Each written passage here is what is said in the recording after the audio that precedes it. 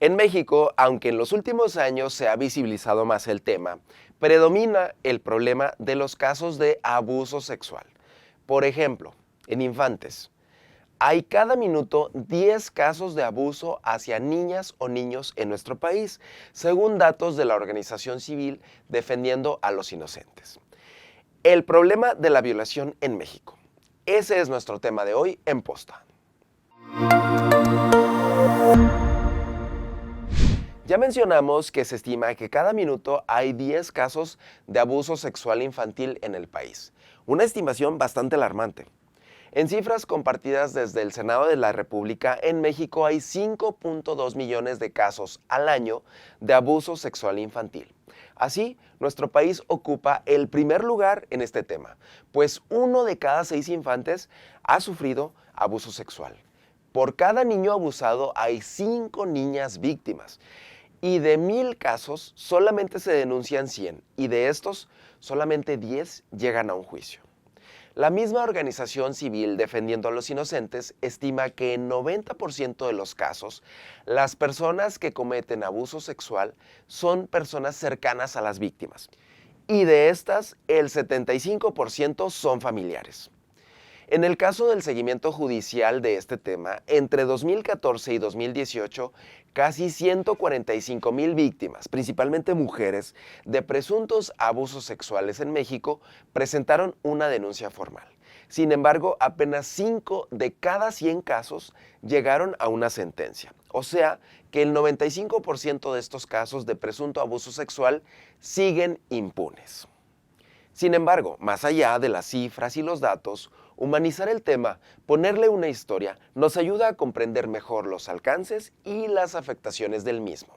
Conozcamos ahora el testimonio de una persona. El abuso sexual deja una huella imposible de borrar. A continuación, vamos a conocer la historia de Carla, quien nos contará su experiencia. Solo le decía que no, o sea, que yo no quería hacer nada, no estaba interesada en nada.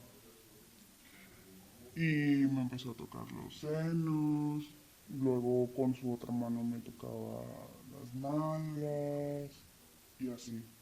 A todo esto te digo, yo seguía diciéndole que no.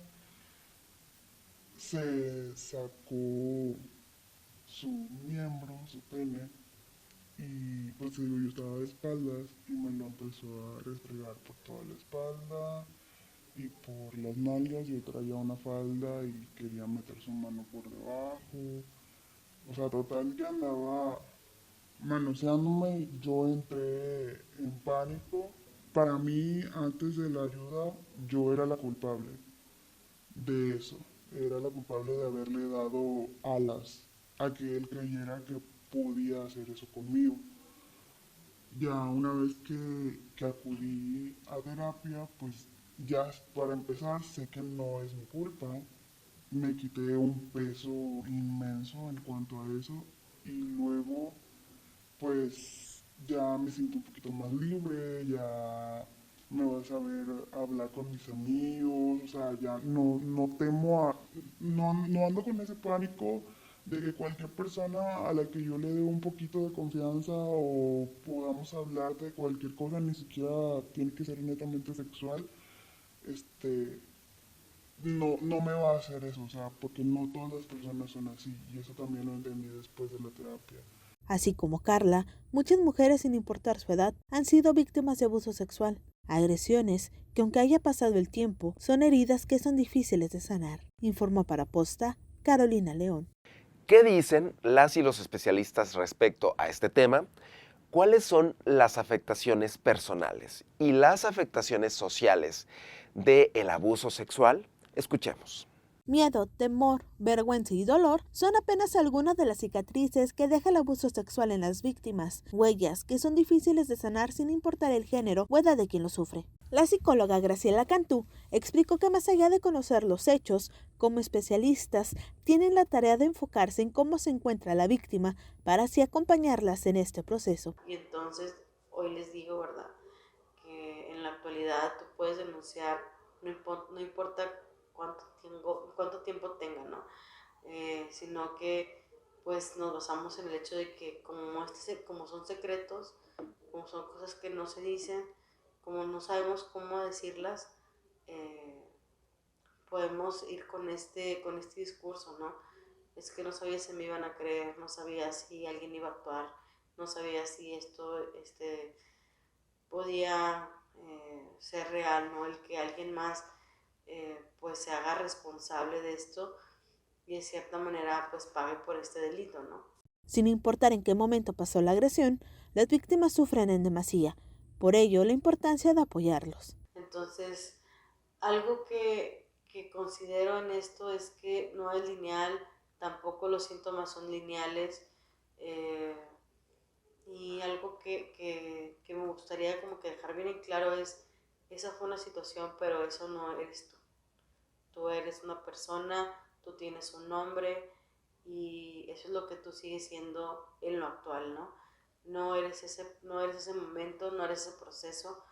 También la experta señaló que es importante darle su lugar a cada una de las emociones y no minimizarlas. Hay momentos donde te vas a sentir triste y está bien. Hay momentos donde vas a sentir enojada y enojado y está bien. Hay momentos donde vas a sentir muy feliz y también está bien sentirte feliz, porque esa parte de la felicidad a veces parece que no se la permite, ¿no? El abuso sexual, sin importar el grado de agresión, deja en la mujer, hombre, niño o niña un sinfín de daños tanto físicos y psicológicos. Por ello es importante el garantizar una atención inmediata a la salud mental de las víctimas y ayudarlas a sobrellevar esta situación. Informó para Posta Carolina León. ¿Cuáles son las señales de alerta? ¿Se puede actuar a tiempo en el tema de abuso sexual?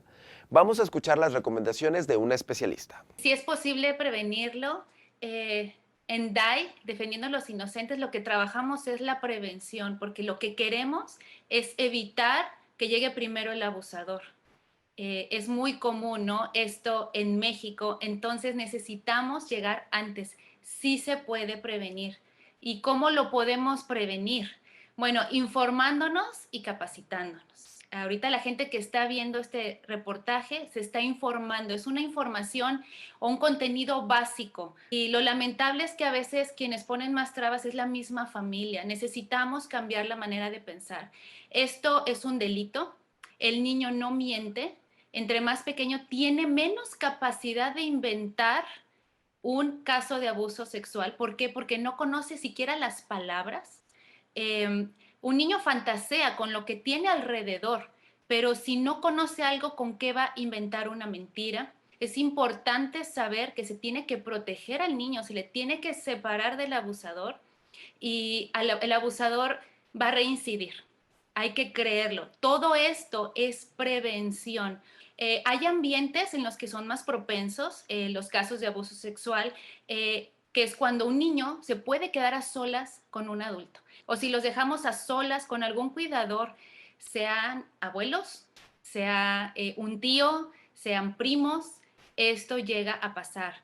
Y también se tiene que capacitar a los niños. A lo mejor antes no lo hubiéramos pensado, cómo hablar de este tema tan oscuro a los pequeños, pero es necesario. Hay maneras de hacerlo. En DAI tenemos un programa específico para los niños, para que ellos lo entiendan a su nivel, con canciones, con mopeds, con botargas, y que no se destruya su inocencia, ¿verdad? Porque también hay que cuidar ciertas partes de su inocencia, que esto no les provoque un shock como lo provoca en nosotros, ver qué cosa podría ser diferente de lo normal. Normalmente es porque hay un cambio sobre todo negativo cuando es por parte de un abuso sexual.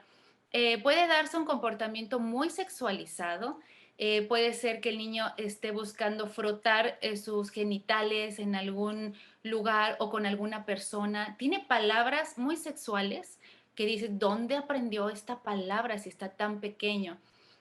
También actitudes, o sea, busca este contacto sexual, que tú sabes que no es un contacto propio de su edad. También puede ser que se alejen de aquellos que aman porque tienen miedo, se retraen, tienen rechazo hacia un contacto físico, aún de los abrazos de los papás o de un tocamiento. ¿Por qué? Porque tuvieron recientemente algo, un tocamiento incómodo, entonces ahorita cualquier tocamiento, contacto físico, lo rechazan. Y puede ser que en su caso, al contrario, lo sientan como estimulante, ¿no? También pueden expresarse a través de dibujos o juegos sexuales, por ejemplo, con sus muñecos, y de pronto tú dices, ¿por qué está juntando a la muñeca con el muñeco de esta manera tan sexual? Digo, son signos, puede perder el interés en las actividades que le gustaban, ya no quiere jugar a lo que le gustaba, estar con las personas que quería, con amigos, y hay un cambio, como que podemos verle aún un semblante muy triste o deprimido. En adolescentes esto se puede hacer más marcado hasta con ideaciones suicidas, consumo de drogas o alcohol, algo que busque en ellos pues salir de esa realidad y de esa tristeza que están pasando. Y puede ser que en el adolescente aún le haya pasado de niño, o sea, que no sea reciente, pero apenas en la adolescencia está buscando la manera de externarlo. Puede tener irritabilidad también. Ahora que ya escuchamos las distintas posturas sobre este tema, ¿consideran ustedes que en México existe una cultura que privilegia el abuso sexual? Déjenos sus comentarios, queremos conocer su opinión. Estamos como @postmx en todas las plataformas y a mí me encuentran como @RobertoUriel en todas las redes sociales. Nos vemos en el siguiente episodio.